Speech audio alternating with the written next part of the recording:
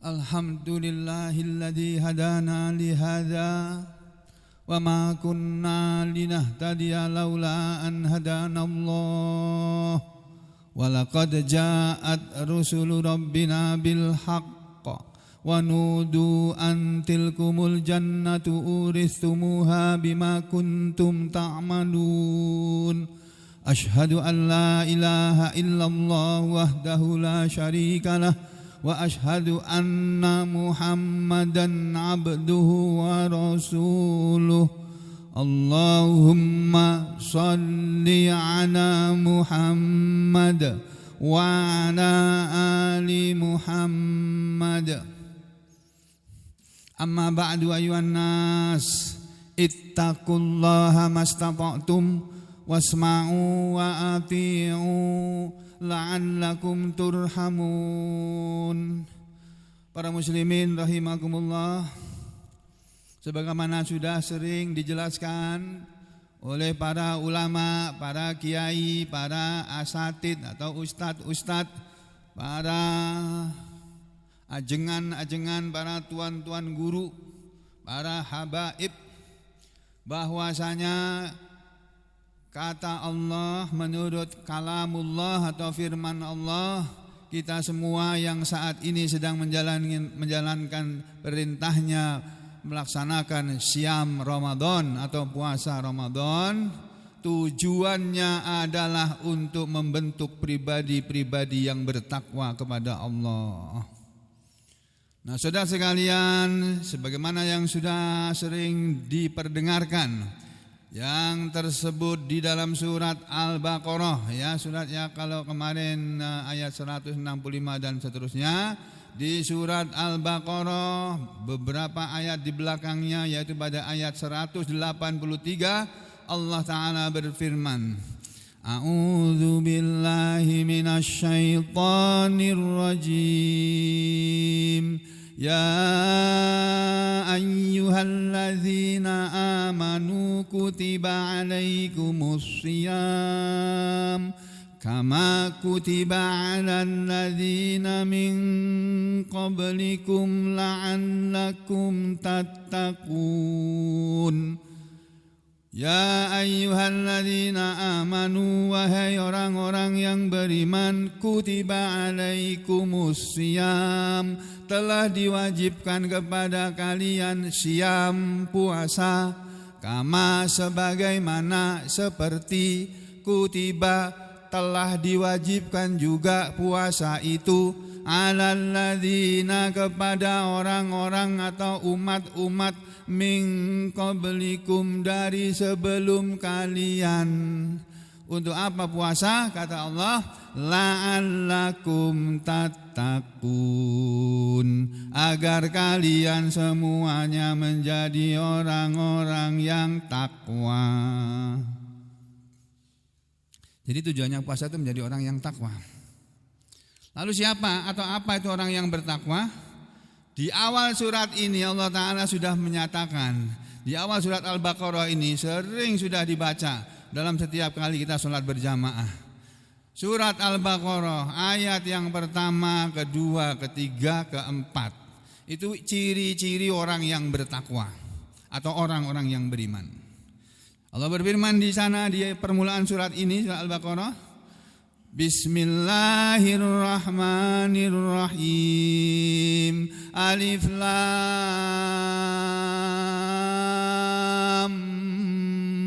mim. Dzalikal kitabu la raiba fihi hudan lil muttaqin. Setelah Allah membuka kalamnya, omongannya, ucapannya, firmannya dengan potongan huruf-huruf hijaiyah, alif, lam, mim, yang kata Nabi, Iqra'ul Qur'an, bacalah oleh kalian semua Al-Quran. Fa inna likulli harfin min kitabillah, karena sungguhnya untuk satu huruf saja dari kitab Allah, untuk satu huruf dari firman-firman Allah, satu huruf dari huruf-huruf yang ada dalam Al-Quran ini, hasanatun, ada satu pahala kebaikan. Wal hasanatu, sedangkan satu pahala kebaikan itu tadi ya, bi asyri amsalihha, akan dibalas oleh Allah dengan 10 yang semisalnya. Jadi kata Rasulullah selanjutnya, la aqulu alif lam mim harfun. La aqulu, aku tidak mengatakan alif lam mim itu adalah satu huruf. Alif lam mim itu bukan satu huruf kata Rasulullah. Walakin akan tetapi alifun, ini tulisannya begini nih, coret dari atas ke bawah, seret, membacanya alif, tulisannya alifun, alifun, bacanya alif. Lam, ini tulisannya gini nih, huruf lam ini ya, yang disambung dengan mim. Lam itu tulisannya lam alif mim, lamun. Terus mim ini tulisannya mimun, bacanya mim. Alif lam mim. La aqulu alif lam min harfun, aku tidak mengatakan alif lam min adalah satu huruf. Walakin akan tapi alifun harfun, walamun harfun, wa mimun harfun. Alif itu satu huruf, lam itu satu huruf, mim itu satu huruf. Jadi kesimpulan dari hadis itu, kalau kita membaca Al-Quran, baru mulai buka surat Al-Baqarah, ayat pertama baru kita baca Bismillahirrahmanirrahim. Kalau kita baru mengawali bacaan Al-Quran harus pakai ta'awudz dulu. A'udzubillahi minasyaitonirrajim. Lalu Bismillahirrahmanirrahim. Lalu alif lam mim. Baru ngomong begitu aja sudah dapat 30 pahala kebaikan. Sama dengan kita sholat 30 kali. Setiap kali kita sholat 2 rakaat kita dapat pahala 1 kebaikan. Sholat sunnah 2 rakaat dapat 1 kebaikan. 2 rakaat lagi dapat lagi 1 kebaikan. Nah, baca alif lam mim dapat 30 hasanat. Itu saudara, itu hebatnya Al-Qur'an. Lalu di belakangnya Allah menyatakan, "Dzalikal kitabu, itu Alkitab, itu Al-Qur'an." Maksudnya bukan Alkitab produksi lembaga Alkitab Indonesia. Karena orang Kristen, seorang pendeta, pernah saya dengar berbicara di televisi, saya dengar dengan telinga saya sendiri, saya lihat dengan mata kepala saya sendiri. Pasang pendeta tadi mengatakan, di dalam Islam juga mengatakan Alkitab. Di kitab sucinya orang Islam itu ada kata-kata Alkitab. Kita harus berpegang teguh kepada Alkitab. Iya betul, menurut ucapan Pak Pendeta tadi, betul omongan itu. Tapi Alkitabnya itu yang disebut oleh Pak Pendeta itu adalah Alkitab yang dia baca di dalam Alkitab yang diproduksi oleh Lembaga Alkitab Indonesia. Dan saya punya bukunya. Itu betul Alkitab Pak Pendeta yang bilang kata itu betul, dia bilang. Tapi kalau yang diisi dalam Al-Qur'an, dzalikal kitabu, itu Alkitab, itu maksudnya itu Al-Qur'an. Tulisannya Alkitab tapi maksudnya Al-Qur'an. Loh, dari mana kamu tahu ini Alkitab ini Al-Qur'an? Ya dari kitab tafsir. Dari penjelasan Al-Qur'an yang diterangkan atau dijelaskan oleh Nabi Muhammad Sallallahu alaihi wasallam yang menerima wahyu ini secara langsung. Nah, coba kita lihat sini ada enggak ya? Mudah-mudahan ada di sini penjelasannya. Nah, sekarang saya ngambil yang Al-Baghawi tapi yang mukhtasornya saja. Di tafsir Al-Baghawi tapi yang mukhtasor. Yang ringkesannya saja. Di mana dia tempatnya itu? Di bawah-bawah sini tempatnya. Astagfirullahaladzim. Bentar Pak.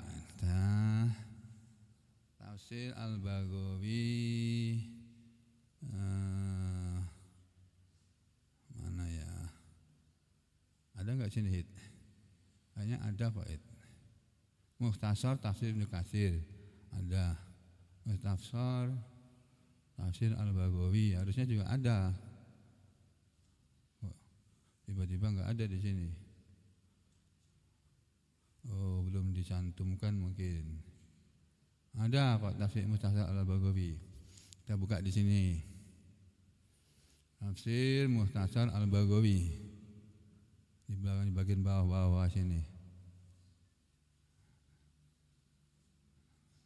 Mukhtasar Tafsir Al-Baghawi. Mukhtasar Tafsir Al-Baghawi. Nah, ini marai suwi ya. Ini bikin nama ini sebentar. Ini biar jelas maksud saya.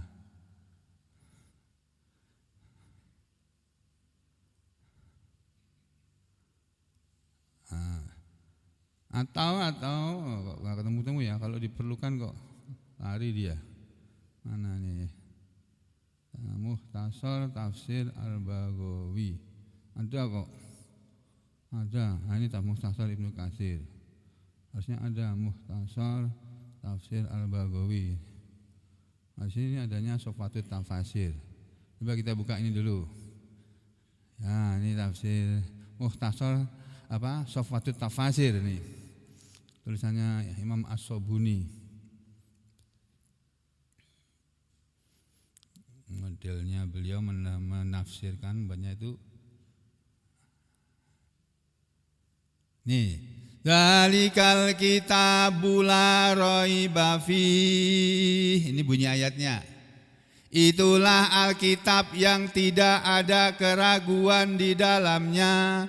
Dzalikal kitab maksudnya hadzal kitab, hadzal Quran. Hadzal Quranu, ini Al-Qur'an, al-munazzalu yang diturunkan alaika kepadamu ya Muhammadun wahai Muhammad.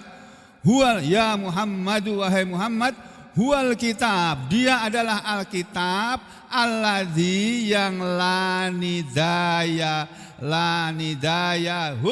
nidayahu kitabun.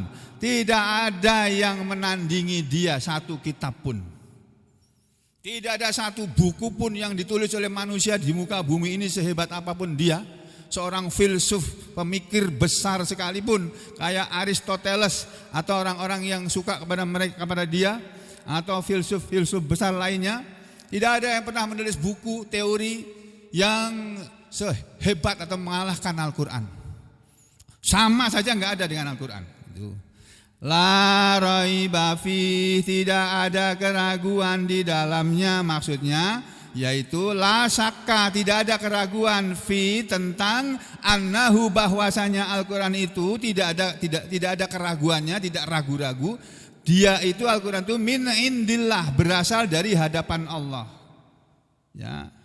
Liman tafakkara wa tadabbara. Untuk apa? Untuk siapa Al-Qur'an diturunkan? Untuk siapa saja yang mau tafakkur, mau menggunakan fikirannya. Watadabbaru, dan yang mau mempelajari. Ini tafsir Sofatut Tafasir.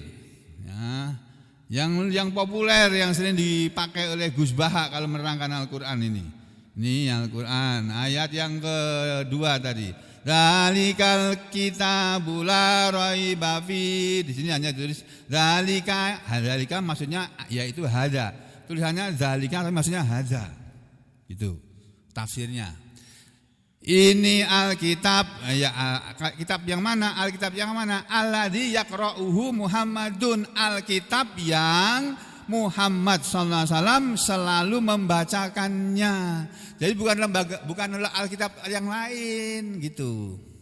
Ini tafsir Jalalain ya. La raiba, tidak ada keraguan, sama nih tafsirnya. Fihi, tentang dia, annahu min indillah, bahwa dia adalah dari Allah, dan seterusnya. Ini sama dengan tafsir Ibnu Abbas. Tafsir Ibnu Abbas ini ada di atasnya tafsir Jalalain, biasanya tempatnya ini. Di sini aja nih.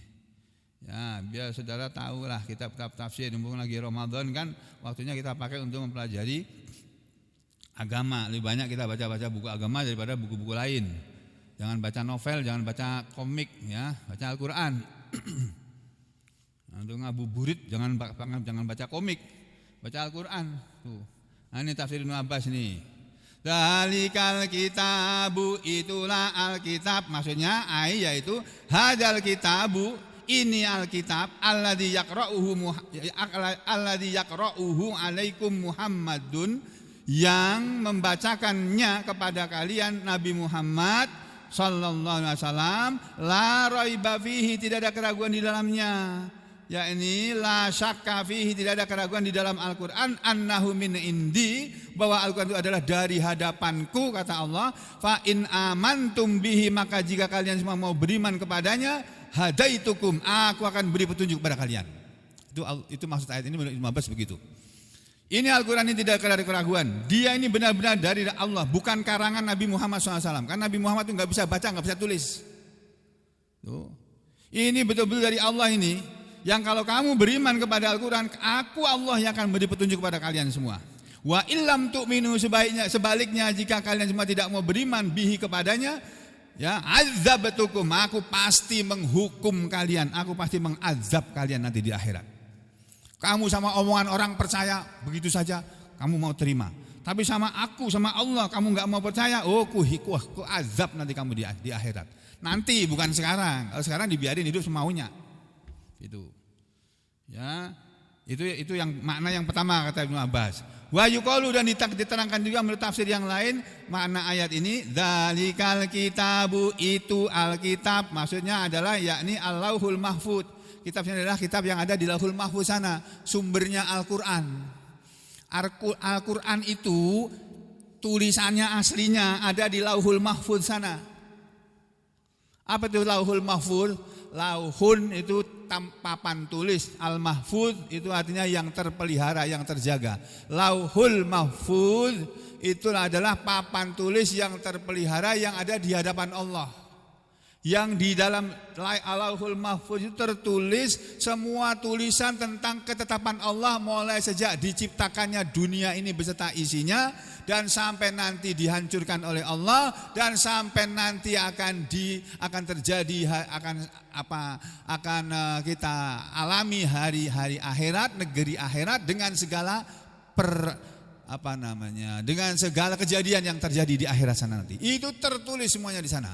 Termasuk pagi hari ini kita semua ngaji di sini, saya duduk mengajar, sampai duduk mendengarkan, mungkin dengan ngantuk-ngantuk atau tidak dengan ngantuk-ngantuk. Itu sudah ada tulisannya di sana bahwa hari ini kita ngaji. Nanti akan datang waktunya, nanti ketika saya enggak datang, sampean datang, atau sebaliknya, sampean datang, saya enggak datang. Sampean tidak datang, saya yang datang. Itu semuanya sudah ada catatannya. Ya. Jadi begitu Pak Ibu sekalian, ada dua versi tafsir ya. Kitabnya adalah Al-Quran, itu yang paling masyhur. Dalikal kitab maksudnya Al-Quran, yang lain mengatakan Lauhul Mahfuz. Ya.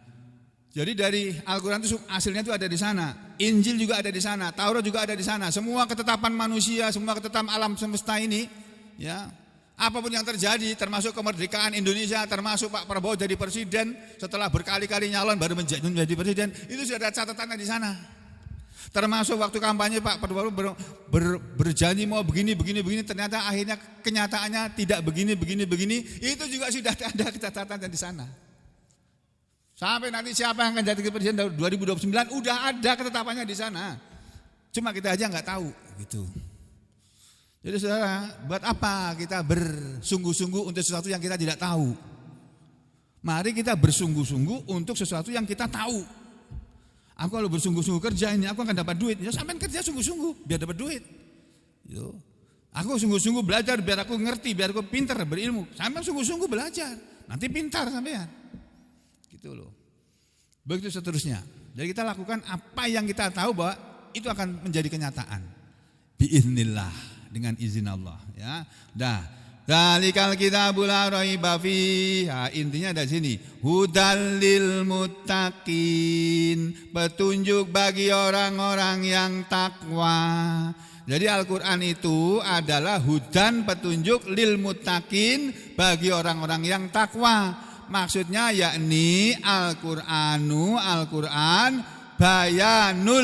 bayanun lil muttaqin, penjelasan. Al-Qur'an itu berisi penjelasan lil muttaqin, bagi orang-orang yang bertakwa atau untuk orang-orang yang bertakwa. Penjelasan tentang apa? Bayanul kufri wasyirki, penjelasan tentang kekafiran dan kesyirikan, wal fawahishi, dan segala macam dosa.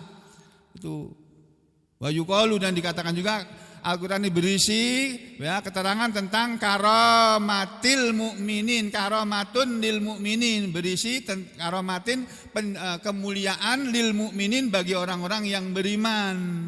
Dan menurut tafsir yang lain Al-Quran itu hudal lil muttaqin, maksudnya rahmatun lil muttaqin.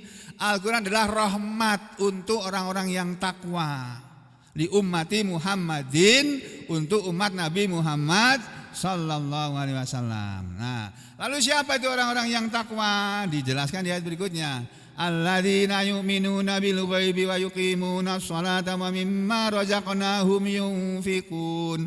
Orang-orang yang bertakwa adalah orang-orang yang alladzina, orang-orang yang yu'minuna, mereka selalu beriman sekarang dan seterusnya, bil ghaibi, kepada semua yang gaib, yang tidak kelihatan mata, wa yuqimuna sholata, dan yang selalu menegakkan salat, mendirikan salat, wa mimma razaqnahum, dan sebagian dari apa yang kami rezekikan kepada mereka, yunfikun, mereka selalu menginfakkan. Ini ciri-ciri orang yang bertakwa ini Pak, Bu. Jadi puasa itu untuk membentuk pribadi yang bertakwa, maksudnya untuk membentuk pribadi kita supaya menjadi pribadi yang beriman kepada Allah dan segala yang gaib. Rezeki kita itu gaib, itu urusannya Allah, rezeki kita itu. Rezeki kita itu sudah tercatat sejak kita dilahirkan, sejak kita umur 120 hari di perut ibu kita sudah ada catatannya dari Allah. Ini anak jabang bayi ini, bayi yang masih dikandung dalam ibunya ini nanti akan menghabiskan uang berapa banyak selama hidupnya, kemudian dia mati, habis rezekinya terus mati. Karena orang tidak akan mati kalau belum habis rezekinya. Selama kita masih dapat rezeki itu tandanya kita masih akan hidup. Tapi selama kita kemudian rezekinya macet, siap-siap mati sampean. Ada nggak dapat duit, siap-siap mati. Ya, banyak-banyak beribadah. Ya, jadi apa namanya? Kita beriman kepada yang gaib, satu. Yang kedua, ya termasuk rezeki itu masalah gaib, itu urusannya Allah. Kita hanya disuruh Allah mencari, berusaha mencari. Dapat alhamdulillah, nggak dapat juga alhamdulillah. Kemudian wa yuqimuna sholat, dan mereka menegakkan sholat. Menegakkan sholat bukan asal mengerjakan sholat, enggak. Allahu akbar, Allahu akbar, sami'allahu liman hamidah, Allahu akbar. Bukan begitu, bukan. Menegakkan sholat adalah mengerjakan sholat dengan memperhatikan waktu-waktu sholat, dengan memperhatikan kesucian badan dan pakaian yang kita pakai untuk sholat, menjaga kesucian dari segala najis. Kemudian dengan memperhatikan bacaan yang kita ucapkan dalam sholat. Kemudian kita menjaga rukun-rukunnya sholat, wajib-wajibnya sholat, sunnah-sunnahnya sholat, syarat-syaratnya sholat. Itu semuanya ada penjelasannya. Nanti kalau kita pelajari kitab fikih, kalian ketemu di sana. Ya. Kemudian yang kedua, menginfakkan apa yang Allah rezekikan kepada kita. Ini kalau zakat bagi orang kaya, kalau bagi orang miskin namanya bukan zakat tapi infak. Ya, orang miskin juga wajib infak. Kalau zakat wajibnya bagi orang kaya. Tapi orang kaya selain wajib zakat mereka juga wajib infak, dua kewajibannya. Nah, gitu ya. Ini ciri orang bertakwa, beriman kepada Allah, surga, neraka, malaikat dan sebagainya, itu yang gaib semuanya, menegakkan sholat, membayar zakat. Kemudian yang berikutnya ini walladzina yu'minuna bima unzila ilaika wa ma unzila min qablik wa bil akhirati hum yuqinun, dan orang-orang yang mereka percaya, beriman kepada apa yang telah diturunkan kepada engkau yaitu Al-Qur'an wahai Muhammad, dan kepada apa yang telah diturunkan sebelum engkau yaitu kitab-kitab sebelum Al-Qur'an, wa bil akhirati, dan kepada akhirat, hum, mereka, yuqinun, mereka yakin. Jadi orang beriman itu orang yang yakin kepada akhirat. Ini di surat Al-Baqarah, di permulaan surat Al-Baqarah sudah diterangkan oleh Allah. Ini loh ciri-ciri orang yang beriman. Minimal ini yang 5 ayat ini. Lalu diterangkan lagi secara panjang lebar oleh Allah di ayat 177 yang kemarin saya bacakan di khutbah Jumat. Ini ayatnya 177. Kalau tidak salah ayat 177 ya. Ini kita lihat nih.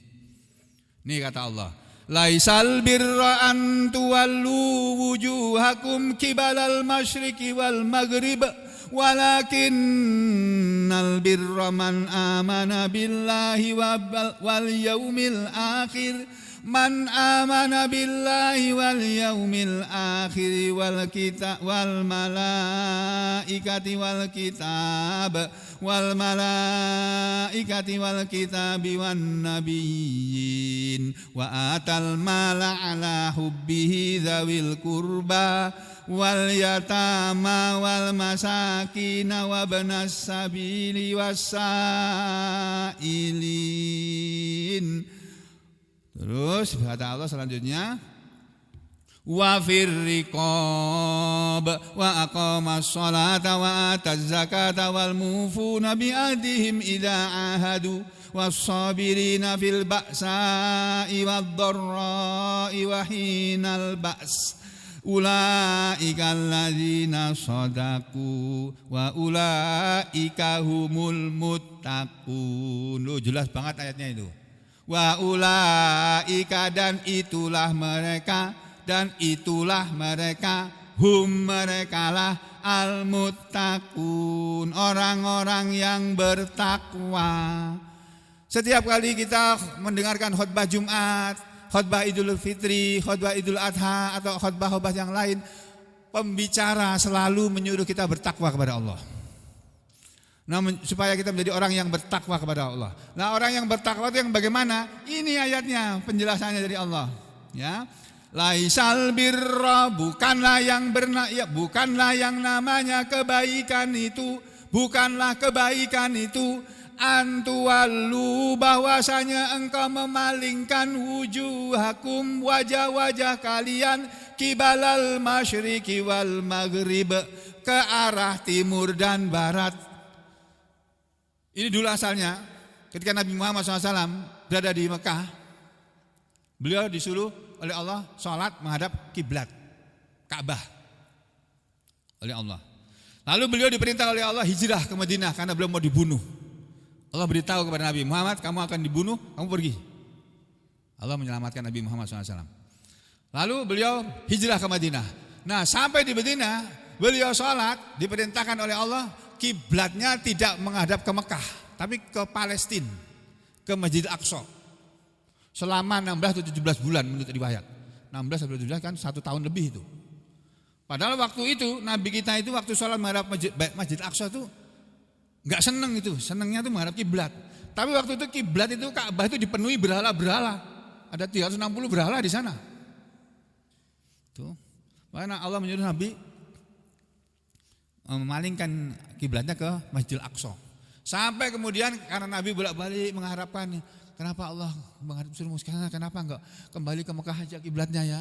Bolak-balik Nabi kita sambil sujud sambil sholat itu. Lalu Allah turunkan perintah ke menghadap kiblat.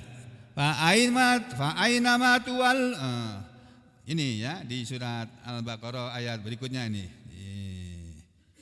Bentar. Ayat 177 ya. Nih.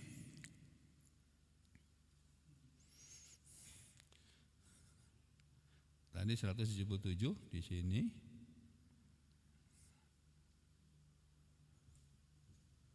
Kan ada itu. Itu di ayat berapa Pak Amir? Mengenai kiblat. Ayat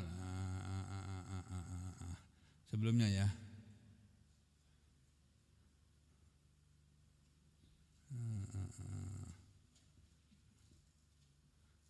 Oh, di belakangnya. Nah, ini.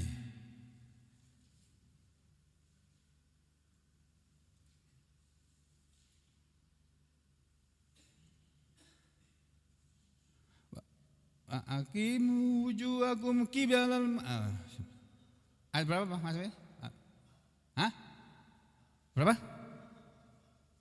Oh, 144. Oh, sebelumnya ya, sebelumnya saya keliru berarti. Ayat 144. Ya, ini kita lihat nih ya. Ini namanya ngaji Quran nih kayak gini nih, Bu, Pak, ya. Nah, ini dia. Nah, ini nih. Waktu Nabi kita sholat sering sujud begini, waktu takbiratul ihram kok ke arah Masjidil Aqsa ya, kenapa enggak ke Mekah aja? Dalam hati beliau begitu. Allah turunkan ayat ini. Qad nara taqalluba wajhika fis sama. Sungguh kami telah mengetahui wahai Muhammad, engkau membolak-balikkan wajahmu ke arah langit. Falanuwalliyannaka qiblatan tardaha. Maka sungguh benar-benar nanti kami akan memalingkan engkau ke kiblat yang engkau menyukainya. Fawalli wajhaka syatrul masjidil haram. Maka mulai sekarang hadapkanlah wajahmu ke arah masjidil haram. Wa haitsu ma kuntum fawallu wujuhakum syatrah. Wa haitsu dan di mana saja ma kuntum kalian berada. Fawallu maka hadapkanlah, palingkanlah wujuhakum wajah-wajah kalian syatrah ke arahnya. Makanya orang Indonesia sholatnya menghadap ke arah barat, karena barat itu Mekah ada di barat sana, agak serong ke kanan sedikit gitu. Tuh. Orang yang ada di sebelahnya timurnya Indonesia, ya timurnya Mekah, yang menghadapnya ke timur sholatnya. Yang ada di utaranya Mekah menghadapnya ke selatan. Yang ada di selatannya Mekah menghadapnya ke utara sholatnya. Semuanya menghadap ke kiblat. Nah waktu itu, waktu Nabi sholatnya berubah ya, dari menghadap ke Masjidil Haram, dari Masjid Aqsa pindah ke Masjidil Haram. Orang-orang Yahudi yang tinggal di Madinah mereka sakit hati. Kenapa Muhammad ini merubah-rubah sholatnya, pindah lagi ke Mekah? Kenapa enggak mengikuti kami saja ke arah Masjidil Aqsa sana?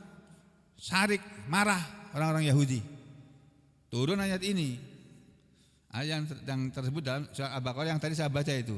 Laisal birra an tuwallu wujuhakum qibalal masyriqi wal maghrib. Bukanlah yang namanya kebaikan bahwa engkau menghadapkan wajahmu ke arah timur dan barat.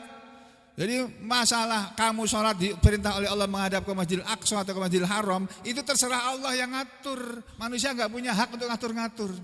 Itu aturan Allah kok. Yang bikin aturan itu Allah, yang mau aturan itu ya Allah. Dan supaya manusia tinggal nurut saja mengikuti aturan Allah. Karena aturan Allah tidak akan merugikan manusia. Tidak ada aturan Allah yang merugikan manusia, yang menyengsarakan manusia, itu gak ada Pak Bu. Kalau peraturan orang, peraturan undang-undang yang dibuat oleh orang, yang tuan-tuan kita yang ada di DPR pusat sana, itu banyak kekurangannya. Makanya seringkali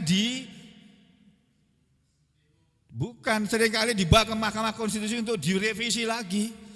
Ya begitu, karena aturan manusia enggak ada yang sempurna. Kalau aturan Allah sempurna. Itu. Ya, lalu Allah mengatakan, walakinnal birra, akan tetapi yang namanya kebaikan, yang namanya orang yang baik adalah orang yang amana billah. Ini ciri-ciri orang bertakwa ini.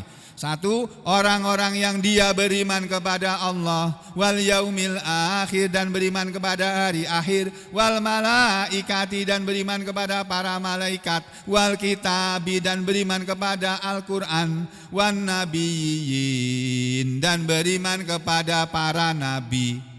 Jadi orang yang beriman gitu aja ya. Yang kedua, wa atal mala ala hubbihi dzawil qurba, dan orang yang dia mau memberikan hartanya yang dia sukai. Harta itu sesuatu yang disukai oleh manusia. Gak ada orang yang gak suka sama harta walaupun dia sudah sugih. Konglomerat 9 naga itu Pak, hartanya tuh ratusan triliun, tapi masih cari duit terus itu. Masih kepingin lebih banyak lagi. Padahal ratusan triliun, bukan ratusan. Iya ratusan ya Pak ya. Orang kaya Indonesia kan ratusan triliun ya kekayaannya. 400 triliun lah, berapa ratus triliun lah itu. Tapi mereka masih cari duit juga kok.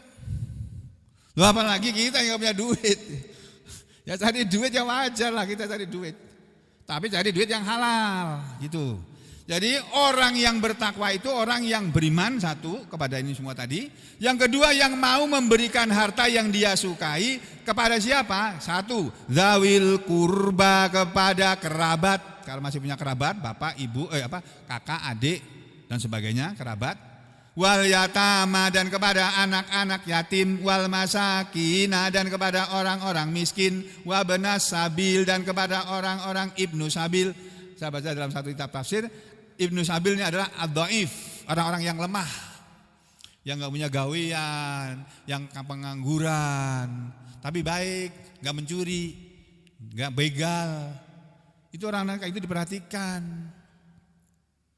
Dan itu sebetulnya Undang-Undang Dasar Republik Indonesia sudah mengatur bahwa kekayaan seluruh tanah air Indonesia ini dipergunakan untuk mencerdaskan kehidupan bangsa dan mengurusi fakir miskin. Tapi yang Indonesia bukan fakir miskin, yang dibuki 9 naga. Astagfirullahaladzim. Ya, wa benas sabil dan kepada orang-orang yang lemah atau ibnu sabil, orang yang dalam keadaan musafir, dalam keadaan perjalanan kehabisan bekal, wasailin dan kepada orang-orang yang meminta, orang yang minta datang ke sini minta buka puasa, kita kasih. Tapi nasinya habis, mau aja ini maulah, ini. Atau makan punya aku, ambilkan ke rumah. Atau makan ini dulu. Gitu, Pak. Ya.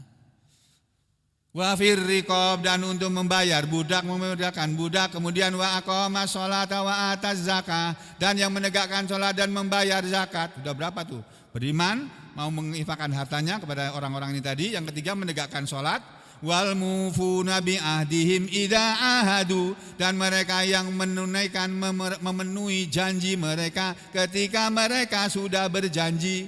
Tuh, orang yang memenuhi janji, bukan orang yang mengingkari janji.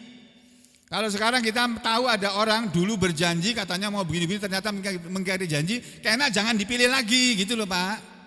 Sampeyan ini kasih tahu bolak-balik juga ngeyel sih. Yang berikutnya wasabirin dan orang-orang yang sabar. Jadi orang bertakwa itu harus sabar. Sabar dalam apa? Fil ba'sa, dalam penderitaan. Al-Ba's itu ada tafsirnya banyak sekali Pak. Salah satu tafsir yang menarik yang saya baru baca, Al-Ba's itu termasuk kesulitan ekonomi. Sekarang ini nih, ekonomi susah, sulit. Ya, ini waktu yang baik untuk sedekah seperti ini.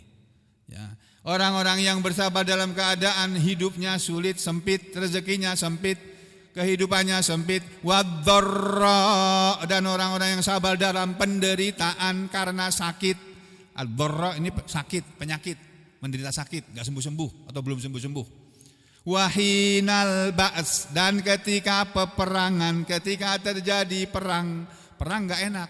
Tapi kalau perang itu harus dikerjakan, orang bertakwa sabar, ayo kita perang untuk merebut hak kita yang dirampas oleh orang lain.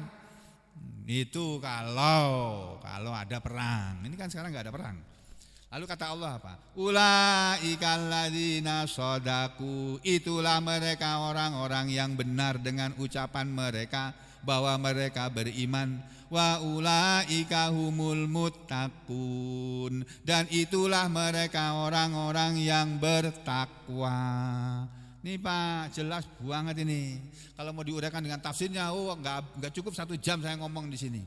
Tafsirnya menyenangkan sekali kalau baca itu. Saya kepinginnya nyampaikan semuanya, tapi ya nggak mungkin lah. Orang waktunya cuma setengah jam. Ya, sudah sekian aja dulu. Ya, kita berdoa kepada Allah. Ya, supaya Allah memberi bagi kita semua kesehatan dan kekuatan. Ya, bismillahirrahmanirrahim. Alhamdulillahirabbil alamin. Allahumma shalli ala Muhammad wa ala ali Muhammad. Ya Allah, ampunilah dosa dan kesalahan kami semuanya.